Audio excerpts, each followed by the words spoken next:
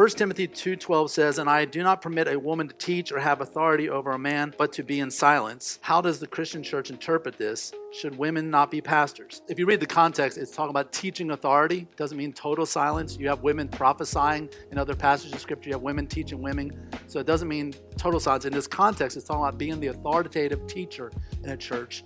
And therefore, yes, I believe in a complementarian view. There's egalitarian and a complementarian. Egalitarian believe that men and women are equal. We believe men and women are equal, but they're believing equal in every gift and ability, which we don't believe that. We believe we're complementarian. There's women have some gifts that we don't have, men have some gifts that women don't have, vice versa, and that we complement one another. And therefore, but egalitarians believe that women can be bishops, deacons, elders, all those things. I believe when Paul says in Timothy and in Titus that the pastor should be the husband of one wife, and those terms, him, he, his, are not gender neutral. They are gender specific, that they're male. Jesus was a radical. He changed things all the time. So if he wanted to introduce women into the ministry as far as pastors, he had 12 opportunities. He went 0 for 12.